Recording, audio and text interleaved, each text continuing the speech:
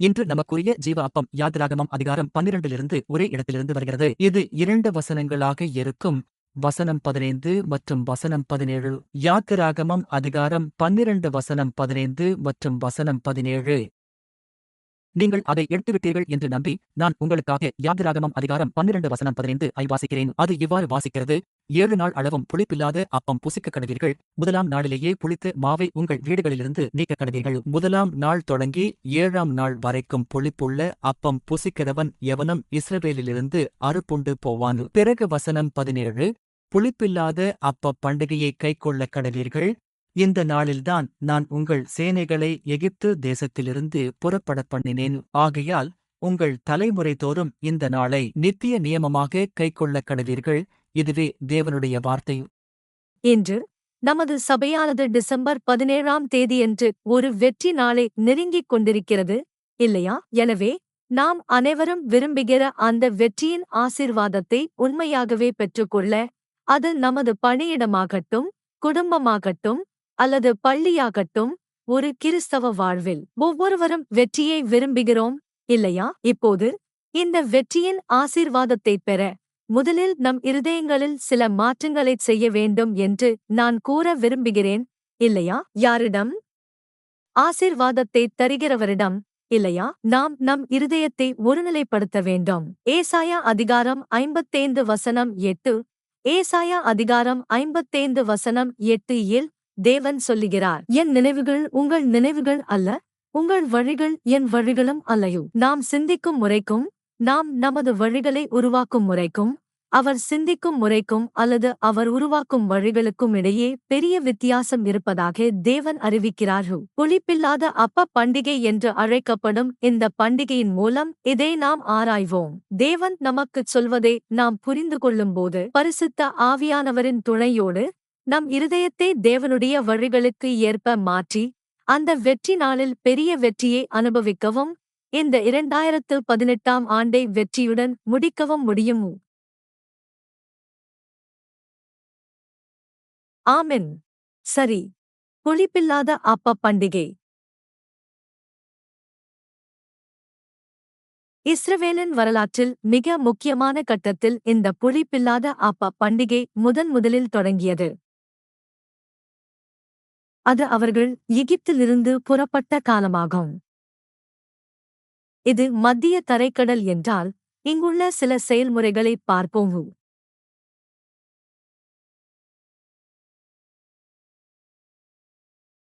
இது சீனாய் தீபகற்பம்.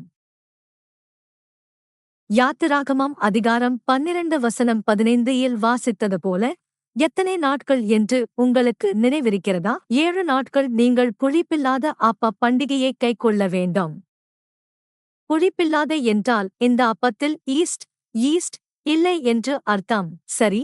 எனவே இது மிகவும் கடினமான அப்பம். இதற்கு ருசி இல்லாததால் இஸ்ரவேல் ஜனங்கள் இதை துன்பத்தின் அப்பம் என்று அழைப்பார்கள்.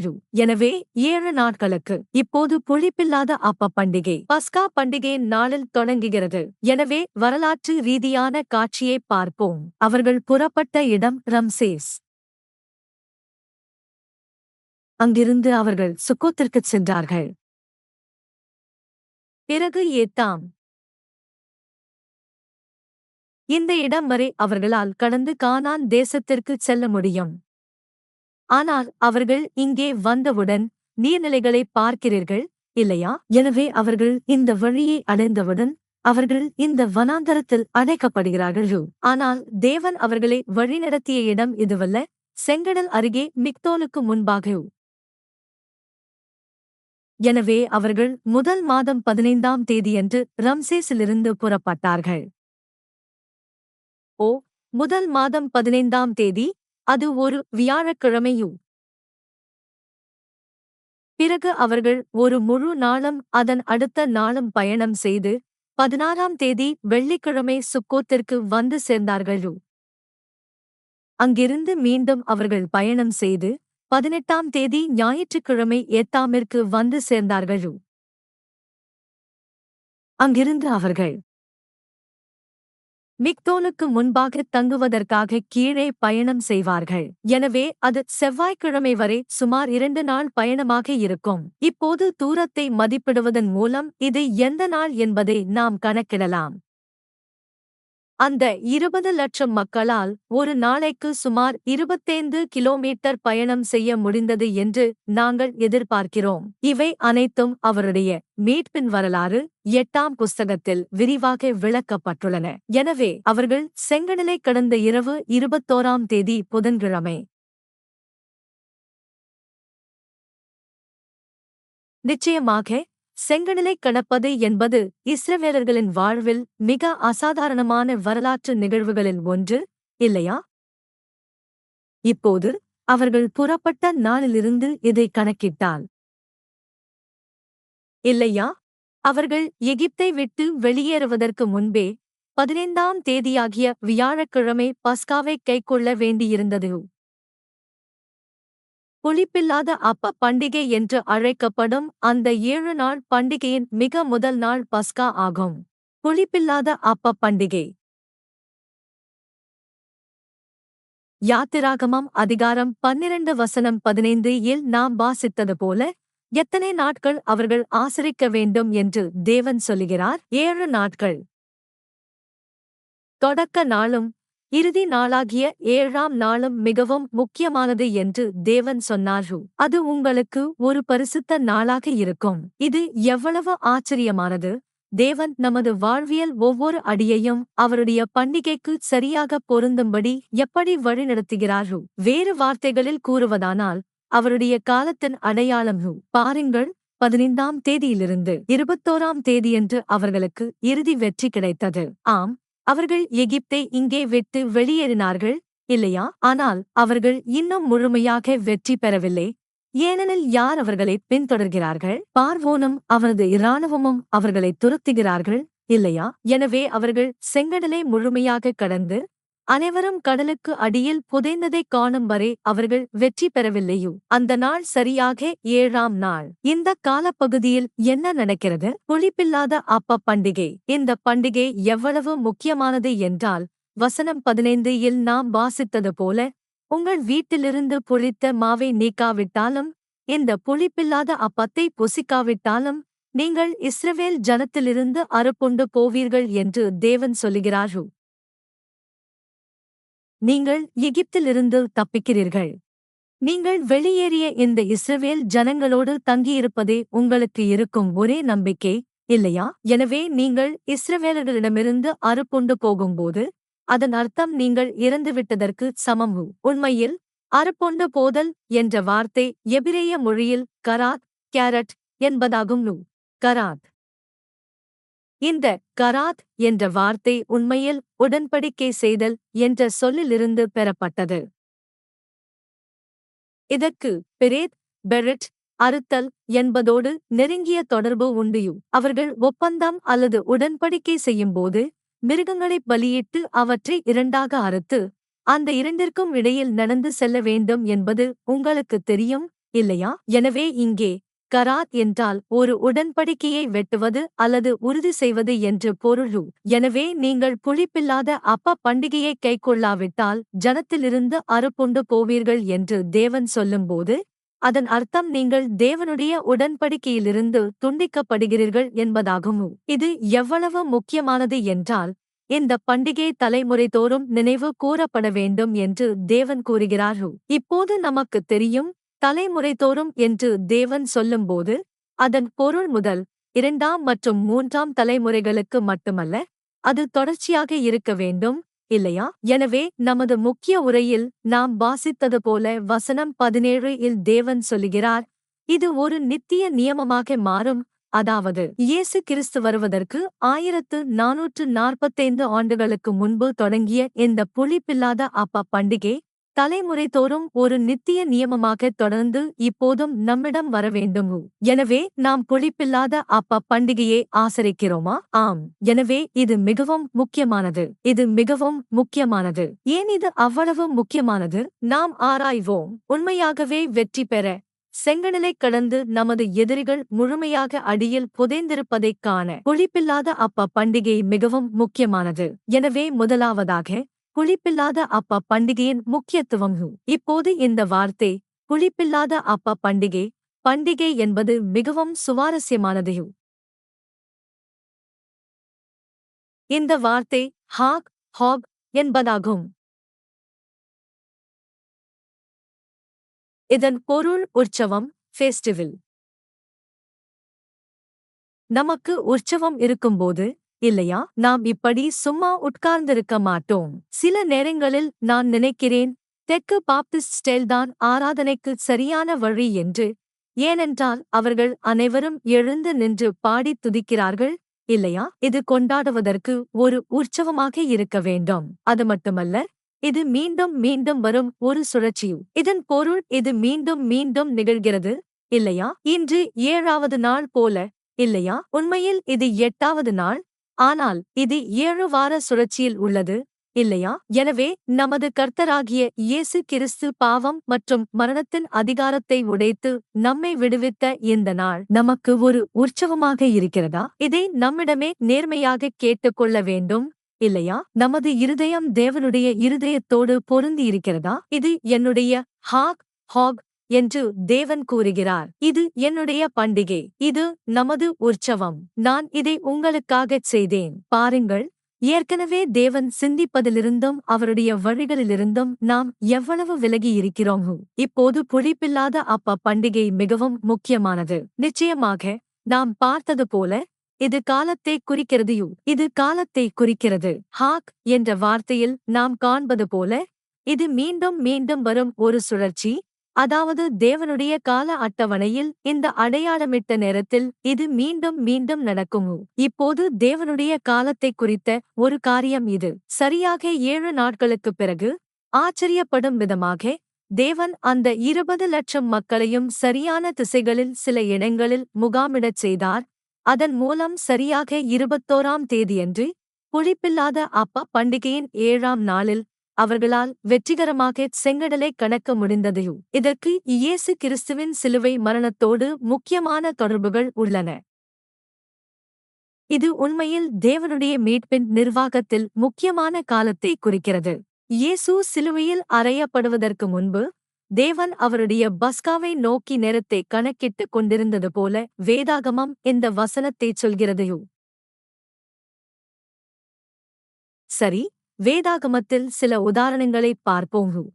உங்களால் திருப்ப முடிந்தால் லூக்கா அதிகாரம் 22 வசனம் 1 முதல் 4 வரை. லூக்கா அதிகாரம் 22 வசனம் 1 முதல் 4 வரை. அது சொல்கிறது, பஸ்கா எனப்பட்ட புளிப்பில்லாத அப்ப பண்டிகை நெருங்கி வந்தது.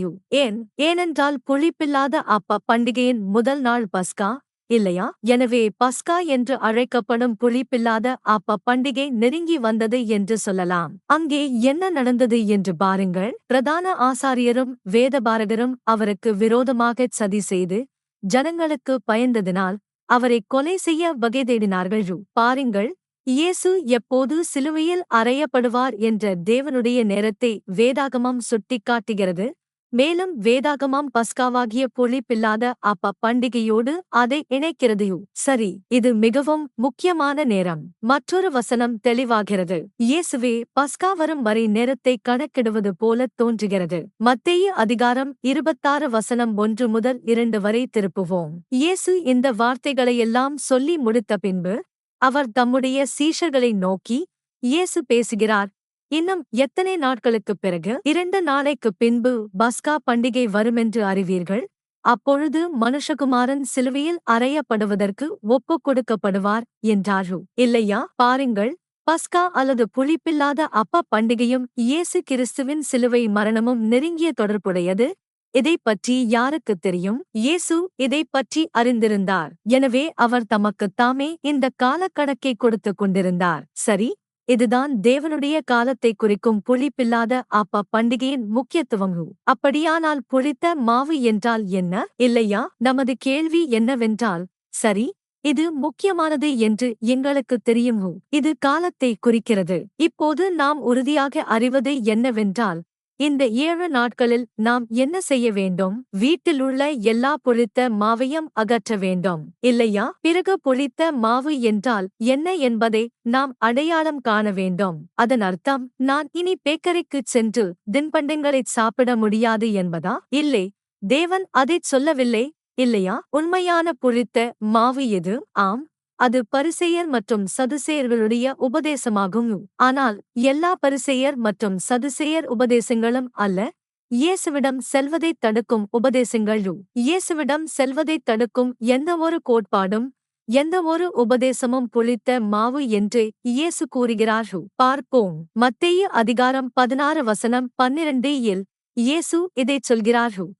அப்பொழுது அவர் அப்பத்தின் புளித்த மாவை குறித்து எச்சரிக்கையாயிருக்கச் சொல்லாமல் பரிசேயர் சதுசேயர் என்பவர்களுடைய உபதேசத்தைக் குறித்தே அப்படிச் சொன்னாரென்று சீஷர்கள் அறிந்து கொண்டார்கள், இல்லையா? எனவே பரிசேயர்களும் சதுசேயர்களும் மக்களுக்கு வேதாகமத்தை கற்பித்தார்கள், இல்லையா? ஆனால் இயேசு சொல்லுகிறார், நீங்கள் வேதாகமத்தை கற்பிக்கிறீர்கள், இந்த பரலோக ராஜ்யத்தைப் பற்றி கற்பிக்கிறீர்கள், நித்திய ஜீவனை அடைய விரும்புகிறீர்கள் என்று நினைக்கிறீர்கள், ஆனால் என்னிடம் வரமாட்டேன் என்கிறீர்கள். ஆராதனையின் மிக முக்கியமான பகுதி, ஆய்வு, ஸ்டடி செய்வதன் மிக முக்கியமான பகுதி இயேசு கிறிஸ்துவாக இருக்க வேண்டும், இல்லையா? உங்கள் இலக்கு தெளிவாக இல்லை என்றால் நீங்கள் உங்கள் பாதையை தவறவிடுவீர்கள், இல்லையா? இலக்கு மிகவும் தெளிவாக இருக்க வேண்டும். இன்று நாம் ஏன் இங்கே இருக்கிறோம்? இயேசு கிறிஸ்துவிடம் வருவதற்கு. யோவான் அதிகாரம் 5 வசனம் 39 முதல் 40 வரை திருப்புவோம். சேர்ந்து வாசிப்போம். ஆயத்தம், தொடங்குவோம். வேத வாக்கியங்களை ஆராய்ந்து பாருங்கள், அவைகளால் உங்களுக்கு நித்திய ஜீவன் உண்டென்று எண்ணுகிறீர்களே, என்னை குறித்து சாட்சி கொடுக்கிறவைகளும் அவைகளேயு. அப்படியிருந்தும் உங்களுக்கு ஜீவன் உண்டாகும்படியு என்னிடத்தில் வர உங்களுக்கு மனதில்லையு. எனவே நம்மைச் சுற்றிப் பார்ப்போம். புளித்த மாவு என்றால் என்ன? நம்மைச் சுற்றித் தகவல்கள் மற்றும் உபதேசங்களின் வெள்ளமே இருக்கிறது. அது இயேசு கிறிஸ்துவிடம் செல்லும் பாதையைத் தடுத்தால் அது புளித்த மாவு என்பதை நாம் அறிய வேண்டும், இல்லையா? சரி. இரண்டாவதாக, புளித்த மாவு என்பது மாயமாலாம், ஹிப்போக்ரிசி. மாயமாலாம் என்றால் உங்கள் உள்ளமும் புறமும் வேறாக இருப்பது. நமது ஸ்தாபக போதகர், மதிப்பிற்குரிய ஆபிரகாம் பார்க் அவர்கள் எப்போதும் சொல்லும் மிக வலுவான உதாரணம் என்னவென்றால், தயவு செய்து உங்களுக்கு தெரியும் என்று நடிக்காதீர்கள், நீங்கள் விசுவாசிக்கிறீர்கள் என்று நடிக்காதீர்கள், நீங்கள் சர்வவல்லமையுள்ள, எல்லாம் அறிந்த, எங்கும் நிறைந்த தேவனுக்கு முன்பாக நிற்கிறீர்கள். அவர் உங்கள் இருதயத்தை ஊடுருவி பார்க்கிறார். நமக்குத் தெரியும் என்றோ அல்லது விசுவாசிக்கிறோம் என்றோ நடிப்பதில் என்ன பயன்? அவருக்கு முன்பாக விழுந்து, ஆண்டவரே, எனக்குத் தெரியாது என்று சொல்வது மேலானது. எனக்கு கற்றுக்கொடும். ஆண்டவரே, எனக்கு விசுவாசம் இல்லையு, எனக்கு விசுவாசத்தைத் தாரும், ஏனெனில் நீரே எங்களது விசுவாசத்தை துவக்குகிறவரும் முடிக்கிறவருமாயிருக்கிறீர். அதுதான் தேவன் விரும்புவது. நாம் பூரணமானவர்களாக இருக்க வேண்டும் என்று அவர் விரும்பவில்லை, ஏனென்றால் நம்மால் முடியாது. இப்போது இயேசு சொல்லுகிறார், வாழ்வது ஒரு மாயமாலாம், மேலும் அது மனிதர்களின் கட்டளைகளாகவும் இருக்கிறது. மக்கள் எதை பின்பற்றுகிறார்கள், இல்லையா? அது என்ன? அது மனிதநேயத்தின் ஒரு வடிவம். மனிதநேயம் என்றால் என்ன? மையத்தில் யார் இருக்கிறார்கள்? நான் வளர்ந்து வரும்போது மனிதநேயம் என்பது ஒரு நல்ல வார்த்தை என்று நினைத்தேன், இல்லையா? மனிதநேயம் என்றால் என்ன? மையத்தில் யார் இருக்கிறார்கள்? மனிதர்கள். மனிதர்கள் மையத்தில் இருக்கிறார்கள். ஆனால் நாம் மனிதமயமாக அல்லாமல் தேவமயமாக இருக்க வேண்டும். இந்த உதாரணத்தை நீங்கள் பின்னர் காண்பீர்கள். ஆனால் முதலில் லூக்கா அதிகாரம் 12 வசனம் 1 இல் மாயமாலாம் என்பது புளித்த மாவு என்று இயேசு சொல்லும் வசனத்தைச் சரிபார்ப்போம். லூக்கா அதிகாரம் 12 வசனம் 1. இயேசு முதலாவது தம்முடைய சீஷர்களை நோக்கி, பரிசேயருடைய புளித்த மாவாகிய மாயமாலத்தை குறித்து எச்சரிக்கையாயிருங்கள் என்றார். பரிசேயர்கள் என்ன செய்கிறார்கள்? அவர்கள் நீண்ட ஜெபங்களைச் செய்கிறார்கள், அழகான நீண்ட அங்கிகளை அணிகிறார்கள், தாங்கள் விசுவாசிகள் என்றும் விசுவாச வாழ்வில் தலைவர்கள் என்றும் காட்டிக்கொள்கிறார்கள், இல்லையா? நாமும் அதையே செய்கிறோம் அல்லவா? ஓ, நான் ஒரு விசுவாசி என்று சொல்கிறோம். என்னால் ஜெபிக்க முடியும். நான் அவர்களை விடச் சிறந்தவன், ஏனென்றால் அவர்கள் விசுவாசிக்கவில்லை, நான் விசுவாசிக்கிறேன், இல்லையா? இது மாயமாலாம் என்று இயேசு சொல்லுகிறார். இப்போது மத்தேயு அதிகாரம் 15 வசனம் 7 முதல் 9 வரை இயேசு இதைச் சொல்கிறார், மாயக்காரரே, உங்களை குறித்து ஏசாயா தீர்க்கதரிசி நன்றாகச் சொல்லியிருக்கிறான். இந்த ஜனங்கள் தங்கள் உதடுகளினால் என்னை கனம் பண்ணுகிறார்கள், அவர்கள் இருதயமோ எனக்கு தூரமாய் இருக்கிறது என்று நமது பிதா விரும்புவது அந்த பாடலை மட்டுமல்ல, இருதயத்தைத் தான். அது அந்த ஆராதனையை மட்டுமல்ல, இங்கே அமர்ந்திருக்கும் நமது இருதயத்தைத் தான். அது சொல்கிறது, மனுஷருடைய கற்பனைகளை உபதேசங்களாக போதித்து வீணாய் எனக்கு ஆராதனை செய்கிறார்கள். ஏனென்றால் இங்கே எண்ணெய் இல்லை, இருதயம் இங்கே இல்லை. மேலும் இயேசு சொல்கிறார், மனிதர்களுடைய கட்டளைகளை உபதேசங்களாக போதிக்கிறார்கள். மனிதர்களுடைய போதனைகள். இதுதான் புளித்த மாவு. இந்த புளித்த மாவுக்கு பெரிய உதாரணம். இது மிகவும் தொற்று பண்புள்ளது. ஒரு சிறிய அளவு புளித்த மாவு முழு மாவையும் உப்பச் செய்ய முடியும், இல்லையா? ஆம். எனவே இயேசு சொல்லுகிறார், புளித்த மாவை குறித்து எச்சரிக்கையாயிருங்கள். இயேசு வேறு யாருக்கும் சொல்லவில்லை, தம்முடைய சீஷர்களிடமே சொன்னார், இல்லையா? நீங்கள் என்னுடன் இருக்கிறீர்கள், ஆனால் புளித்த மாவை குறித்து எச்சரிக்கையாயிருங்கள். இந்த தொற்று பண்புள்ள புளித்த மாவுக்குச் சிறந்த உதாரணம் சீஷர்களில் ஒருவரான யூதாஸ் காரியோத்துவிடம் காணப்படுகிறது. சரி, யூதாஸ் காரியோத்து, அவன் மனிதநேயத்தின் ஒரு முழுமையான உதாரணம். அந்த பெண் நலததைலத்தைக் கொண்டு வந்து அந்த விலையேற பெற்ற தைலப் பேழையை உடைத்து இயேசு கிறிஸ்துவின் மேல் ஊற்றிய அந்த இடத்தை திருப்புவோம், இல்லையா? சரி, சரி. அந்த பகுதியில் உள்ள பல்வேறு வசனங்கள் சொல்கின்றன, சீஷர்கள் மிகவும் கோபமடைந்தார்கள், அவர்கள் எரிச்சலடைந்தார்கள். பார்த்தீர்களா? ஏன் இந்த விலையுயர்ந்த தைலத்தை வீணாக்கினீர்கள்? இல்லையா? இந்த பணத்தை சேமித்து ஏழைகளுக்கு உதவியிருக்கலாம், இல்லையா? சரி, ஆனால் பார்த்தீர்கள் என்றால் சீஷர்கள் அதைச் சொல்லத் தொடங்கவில்லை. அவர்களைத் தூண்டியது யூதாஸ் காரியோத்துதான். முதலில் மத்தேயு அதிகாரம் 26 வசனம் 8 முதல் 9 வரை பார்ப்போம். மத்தேயு அதிகாரம் 26 வசனம் 8 முதல் 9 வரை. அங்கே நீங்கள் பார்ப்பது போல அவருடைய சீஷர்கள் அதைக் கண்டு கோபமடைந்து, இந்த வீணான செலவு ஏன் என்றார்கள். இந்த தைலத்தை அதிக விலைக்கு விற்று அந்த பணத்தை ஏழைகளுக்கு கொடுத்திருக்கலாமே. தேவையுள்ளவர்களுக்கு உதவுவது, ஏழைகளுக்கு உதவுவது மிகவும் முக்கியமானது, இல்லையா? ஆனால் மையத்தில் யார் இருக்க வேண்டும்? இயேசு மையத்தில் இருக்க வேண்டும். ஏற்கனவே சீஷர்களுடைய இருதயங்கள் அவரை விட்டு போய்விட்டன. இப்போது மையமாக மாறப்போவது யார்? ஜனங்கள். யோவான் அதிகாரம் 12 வசனம் 4 முதல் 5 வரை பார்ப்போம். இதைத் தூண்டியது யூதாஸ் காரியோத்து என்று யோவான் கவனித்தார். சரி, யோவான் அதிகாரம் 12 வசனம் 4 முதல் 5 வரையும். அப்பொழுது அவருடைய சீஷர்களில் ஒருவனும் அவரைக் காட்டிக் கொடுக்கப் போகிறவனுமாகிய யூதாஸ் காரியோத்து. இங்கே தேவன் யூதாஸை அறிமுகப்படுத்தும்போது அவன் அவரைக் காட்டிக் கொடுக்கப் போகிறவன் என்று அறிமுகப்படுத்துகிறார், இல்லையா? இந்த தைலத்தை 300 வெள்ளிக்காசுக்கு விற்று ஏழைகளுக்கு கொடாமற் போனதென்ன என்றான். இது மிக விரைவாக பரவியது. எனவே மற்ற சீஷர்களும் எரிச்சலடைந்தார்கள். இங்கே இயேசுவின் பதில் என்னவாக இருந்தது? ஏழைகள் எப்போதும் உங்களுடனே இருக்கிறார்கள், நானோ எப்போதும் உங்களுடனே இருப்பதில்லை, இல்லையா? முதலில் என்னை நினையுங்கள் என்று இயேசு சொல்லுகிறார். இங்கே ஒரு பெரிய முரண்பாடு உள்ளது. பிறகு இயேசு என்ன சொன்னார்? இந்த பெண், இவள் ஒரு பெரிய முரண்பாடாக இருக்கிறாள், இல்லையா? அவருடைய சொந்த சீஷர்கள் சொல்கிறார்கள், ஓ இயேசுவே, இயேசுவே, இத்தனை ஆண்டுகளாக உம்மை பின்பற்றுவதற்காக நாங்கள் எங்கள் படகுகளையும் குடும்பங்களையும் விட்டு வந்தோம், இல்லையா? இது அவர் சிலுவையில் அறையப்படுவதற்கு சற்று முன்பு நடக்கிறது. பிறகு அவர்கள் சொன்னார்கள், ஓ, நாம் இதை விற்று ஏழைகளுக்கு வழங்க வேண்டும். அப்போது இயேசு சொல்லுகிறார், இந்த பெண் செய்ததை நினைவு கூறுங்கள். அவள் என்ன செய்து கொண்டிருந்தாள்? அவள் பார்ப்பதற்கு ஒரு பித்து பிடித்தவள் போல இருந்தாள். அவள் அழுது கொண்டே உள்ளே வருகிறாள்.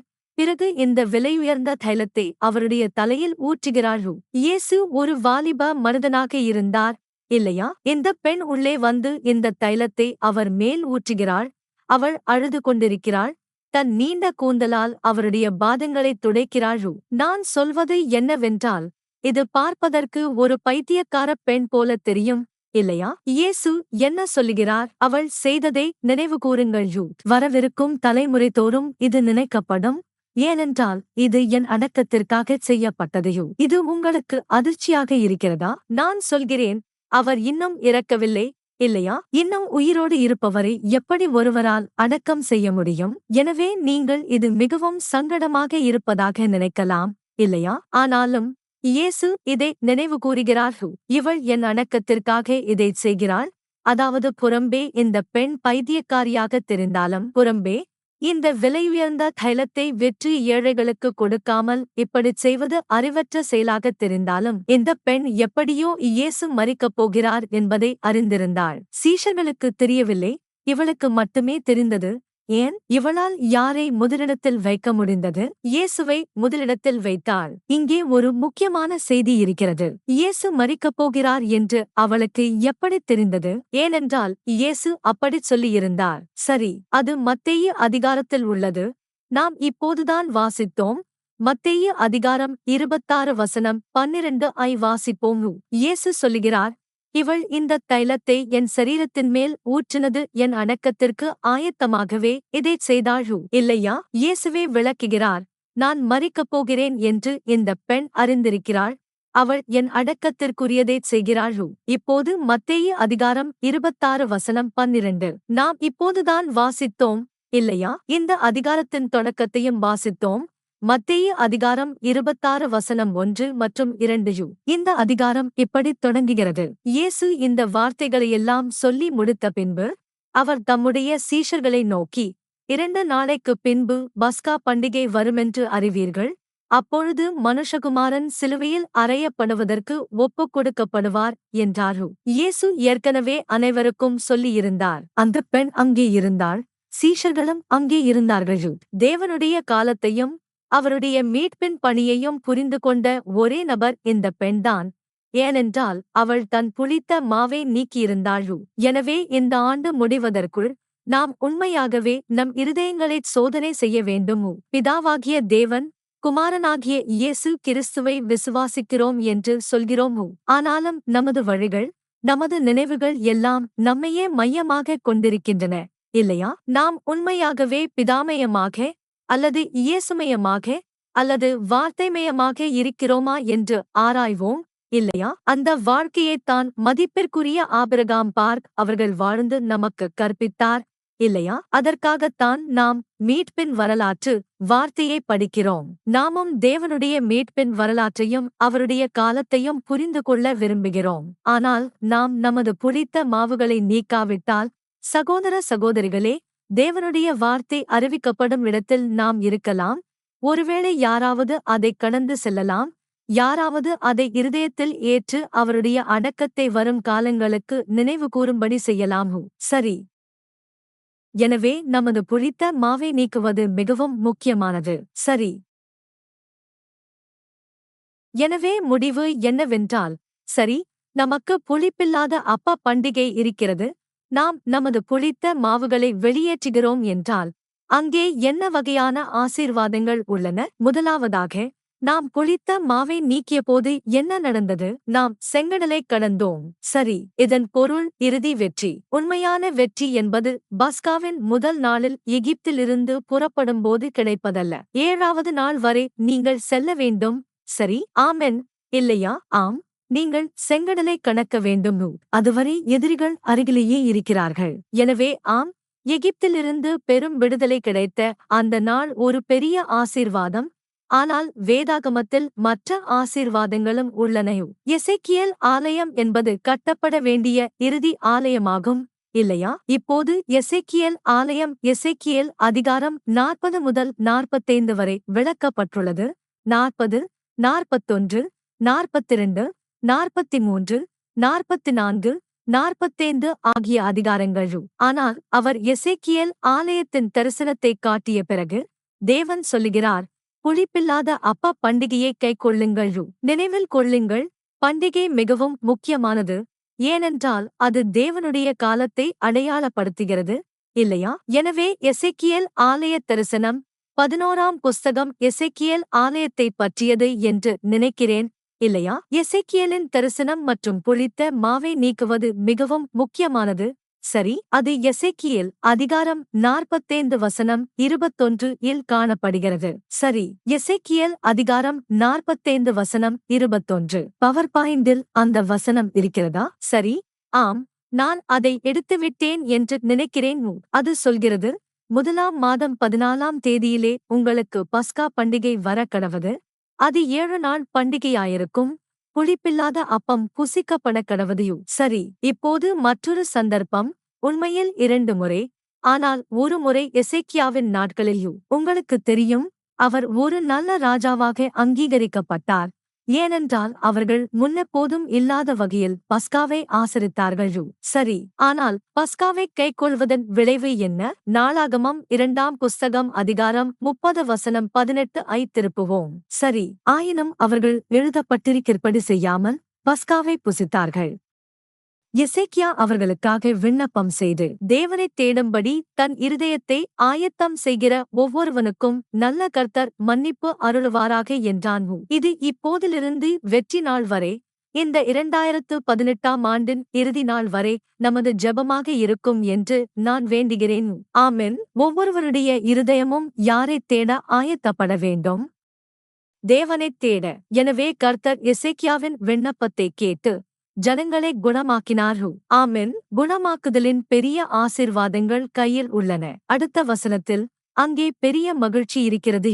சரி, எருசலேமில் இருந்த இஸ்ரவேல் புத்திரர் 7 நாளளவும் மகா சந்தோஷத்தோடே புளிப்பில்லாத அப்ப பண்டிகையை ஆசரித்தார்கள். எருசலேமில் மகா சந்தோஷம் உண்டாயிருந்தது. இஸ்ரவேலின் ராஜாவாகிய தாவீதின் குமாரன் சாலமோனின் நாட்கள் முதல் எருசலேமில் இப்படி நடந்தது இல்லை. மீட்பின் வரலாற்று வார்த்தையைப் பெற்ற புளிப்பில்லாத அப்ப பண்டிகையின் பொருளை உணர்ந்த பீங்காஞ்சே சபையும் இதையே செய்யும் என்று நான் வேண்டுகிறேன். இல்லையா? மீட்பின் வரலாற்று கண்ணோட்டத்தில் நாம் அனைவரும் இணைந்து இந்த பெரிய சந்தோஷத்தை கொண்டாட முடியும்.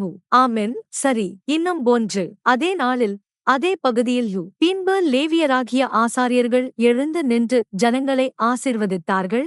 இல்லையா? அங்கே என்ன நடந்தது என்று பாருங்கள். அவர்கள் சத்தம் கேட்கப்பட்டது. அவர்களுடைய விண்ணப்பம் எங்கே போனது? தேவனுடைய பரிசுத்த வாசஸ்தலமாகிய பரலோகம் வரை சென்றது. சரி, நீங்கள் தயாரா? இல்லையா? நம்மால் முடியும் என்று நினைக்கிறேன். ஒரு குழுவாக, ஒரு ஷாலோம் ஆகஸ்டு, ஒரு பீந்தாஞ்சே சபையாக, உலகம் முழுவதிலும் உள்ள எல்லா சபைகளாக, இல்லையா? நமது புளித்த மாவை நீக்குவோம். ஏசாயா அதிகாரம் 55 வசனம் 8 தேவன் சொல்வதை நினைவில் கொள்வோம். என் நினைவு உங்கள் நினைவு அல்ல, என் வழிகள் உங்கள் வழிகள் அல்லையோ. என்னுடைய நினைவுகள், என்னுடைய வழிகள் மிகவும் சிறந்தவை. நான் உங்களை வெற்றிக்கு வழிநடத்துகிறேன். இல்லையா? எனவே இந்த ஆண்டு புத்தாண்டு ஈவ், நியூ இயர்ஸ் ஈவ் அன்று நாம் நம்மை ஆயத்தப்படுத்துவோம் என்று நான் வேண்டுகிறேன். இல்லையா? நாம் மனந்திரும்புவதைப் பற்றியும் நம்மை தூய்மைப்படுத்துவதைப் பற்றியும் புதிய ஆண்டை துணிச்சலுடனும் பலத்துடனும் தொடங்குவதைப் பற்றியும் பல பிரசங்கங்களைக் கேட்கப் போகிறோம். இல்லையா? ஆனால் இதுதான் உண்மையான வெற்றிக்குரிய இரகசியம். ஆமென். சரி, நாம் ஜெபிப்போம். மன்னிக்கவும். நான் மிஷன் அறிக்கையை, மிஷன்ஸ் ரிப்போர்ட் வழங்கவிருந்தேன். முதலில் ஜெபிப்போம், பிறகு மிஷன் அறிக்கையை வழங்குவோம். சரி, எங்களை ஆசீர்வதித்தற்காக எங்கள் பிதாவே, உமக்கு நன்றியு. நாங்கள் மிகவும் உதவியற்றவர்களாகவும் பலமற்றவர்களாகவும் இருக்கிறோம் என்று உம்மிடம் உருக்கமாக கேட்கிறோம். எங்கள் இருதயங்கள் நாங்கள் விரும்பாத திசையில் அலைபாய்கின்றன. பிதாவே, எங்கள் இருதயங்களை பிடித்து உம்முடைய வழிகளுக்கும் உம்முடைய நினைவுகளுக்கும் ஏற்ப எங்கள் இருதயத்தை மாற்றும்படி உம்மிடம் வேண்டுகிறோம். எல்லா புளித்த மாவையும் அகற்ற எங்களுக்கு உதவி செய்யும். அதன் மூலம் நீர் உம்முடைய வார்த்தையை அறிவிக்கும்போது உம்முடைய காலம், உம்முடைய செயல்பாடுகள், உம்முடைய இரகசியங்கள் மற்றும் மீட்பின் வரலாற்றை எங்களால் புரிந்து கொள்ள முடியும். பிதாவே, உமது குறையாத அன்பினாலும் கிருபையினாலும் எங்களை ஆசீர்வதித்தற்காக உமக்கு நன்றி கூறுகிறோம். இயேசு கிறிஸ்துவின் நாமத்தில் ஜெபிக்கிறோம். ஆமென்.